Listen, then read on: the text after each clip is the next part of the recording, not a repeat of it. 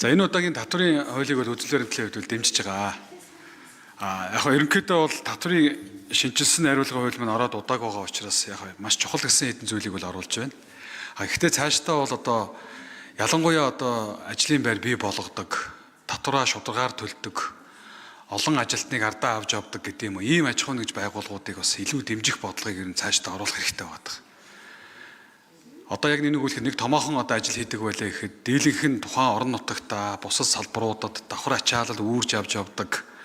Тухайлбал одоо орон сууцны бодлого гэхэд ажилтнуудаа ядаж нэг орон сууцны урьдчилгаа өгчдөг. 5-10 сая өгөхгүй өгчдөг. За тодорхой хэмжээгээр олон жил ажилласан хүмүүс тэр одоо тэтгэврийн даатгал гэдэг юм уу, бусад энэ эрүүл мэндийн үйлчлэгээ гэдэг юм ийм зүйл дээр нь дэмжлэг тусалцаа үзүүлээд байдаг аж ахуй нэгж байгууллагуудаа нэг жоохон урамшуулмаар байна. Энэ өөрөө давхар нийгмийн асуудлуудыг зөвхөн төр гэхгүй бусад хувийн хвшил болон бусад салбарт ажиллаж байгаа олон салбарыг бол одоо уул ингэ дэмжиж аваад явах юм боломж олцоо бол байгаамаа. Тухайлбал одоо хүүхдүүдтэй гэдэг юм уу сургалтын төлбөрийн хөнгөлөлт дэмжлэг үзүүлсэн бол тодорхой хэмжээнийх нь хөнгөлтийн аж ахуй нэгж байгууллага нь урамшуулдаг гэдэг. Иймэрхүү юм татврын бодлогоо бусад боловсрол, эрүүл мэнд, орон сууцжуулах за мөн одоо сэргийгт гэрчин хүчний юу гэж байж байна. Ажилтнуудаа ядаж нэг нарны панел аваад өгчдөг. Бие даасан нэг дэд үсттэй болохт нь орлого олох боломжийг олгочих юм бол тэр аж ахуй нэгж байгууллагууд дээр татвар ногдох орлогууд дээр хөнгөлөлт дэмжлэг гэдэг юм уу. Эсвэл тодорхой төрийн худалдан авалтанд даваа ирэхээр оролцох боломж олцоог нь өгдөг гэдэг юм уу.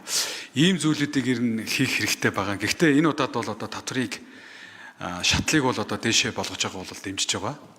Цаашдаа яг ийм одоо асуудлуудыг ер нь ажлын хэсэгт бол саналууд өгсөн. За харамсалтай нь бол одоо ингээд яг удаа засгийн газрын хөндөгдөөгүй асуудал гэдгээр бол хойшсоо суулсан. Тэгэхээр ажлын хэсэгт энэ асуудлыг яг юу гэж ярьсан бэ? Гавиг дарга. Маш чухал уулын саналууд бол байгаа. Тийм учраас энийг ер нь цаашдаа бид нар бодлогоо бариад ер нь бол ирэх дараагийн одоо жилүүдэд татврын талаар баримтлах гэдэг маш тодорхой концепцаа гаргаад тавихгүй бол одоо татврын хууль гаргахаар зарим нь энэ яасан тэр яасан гэдэг энэний өмнөх татврын хуулийн дээр бас яг хүлээлттэй олон асуудлууд байгаа. Гэхдээ гол асуудал нь бол одоо бид нар энэ аж ахуй нэгжийн орлогын албан татвар дээр бол бариад авчихсан асуудал байж байгаа. Тийм учраас энэ тал дээр тодруулж асууя. За ажлын хэсэг гавь гэж хариулъя. За энэ аж ахуй нэгжийн татврын хуульд нэг шатал нэмэгдэж байгаа. За нэг шатал нэмэгдэнэ гэдэг нь маань 6-аас 10 тэрбум буюу 6-аас 10 тэрбум ашигтай ажилласан тохиолдолд 6-аас 15% одоо шатлыг оруулж өгч байгаа. За ингэснээр нийт эзэн засгийн үзүүлэх нөлөөлөл нь бол 0.1%-аар эзэн засгийн өсөлт нэмэгдэх боломж бүрдэнэ. За энэ өсөлт нь одоо энэ 15% шатал оруулж өгснөөр нийтдээ 246 тэрбум төгрөгийн татврын ачааллыг бууруулж өгч байгаа. За нийтдээ бол 2027 он 620 аж ахуй нэгж 6-аас дээш тэрбумын одоо ашигтай ажиллагаар харагдаж байгаа. За энд бол одоо нийтдээ 440 мянган одоо ажилтан байгаа юм. Тэгэхээр одоо ашигаас нь бид нар дотроо бууруулж байгаа хэмжээгээр эргээгээд аж ахуй нэгжүүд нь одоо нийгмийн хариуцлагын өрөөнд одоо тэр сургалтын төлбөр байт юм уу, за орон сууцны дэмжлэг байт үзүүлэх боломжтой юм. За яг одоо Эрдэнэбат гишүүний ярьж байгаа тэр нийгмийн хариуцлагын ажлыг тунгуудаа одоо дэмжих уг нь заалт бол одоо бид нар 22-9-д оруулсан шүү дээ. Одоо нөгөө татврын аж ахуй нэгжийн орлогын дотрын хуульд.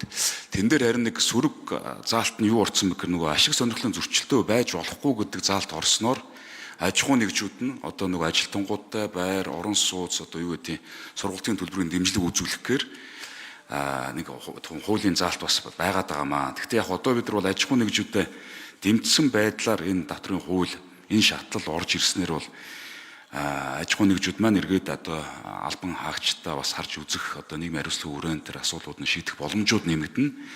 Хоёрдугаарт бол одоо хувийн орлогын дотрыг бас нэлээд хэмжээр бууруулж байгаа. За тэгснээр бол одоо манай энэ хөлбөмбөр эрхлэлтийг бол дэмжихээс гадна тэр орлогыг өрхтөн үлдээх ийм бодлого бол явна гэсэн үг. За тэгснээр бол одоо ипотек томрогдох боломжууд нэмэгдэнэ. За цалингийн зээлтэй байгаа иргэд маань одоо цалингийн зээлийн тэр юунаас салах бас боломжууд бас бүрдэнэ гэж харж байгаа. Тэгэхээр бол бид нар цаашдаа бол энэ татврын реформ банк үргэлжлээд явах ёстой. Миний хувьд бол одоо энэ цаашдаа энэ төсөв өргөн барих дээр бол хэд хэдэн чиглэлүүдийг өгье гэсэн бодолтой байгаа. Улсын хурлын тогтоолоор үүргэжүүлж. Гэхдээ бид нар бол яг дотроо бүрэн одоо бүртгэдэг мэддэг байхын тулд нэмэгдсэн үртгийн албан дотрын хуулийг бас цаашдаа бас өөрчлөх хэрэгтэй. Аж ахуйн нэгжийн албан татварын хууль дээрс тодорхой хэмжээний өөрчлөлтүүд бол хийх хэрэгтэй л гэж харж байна. Баярлалаа.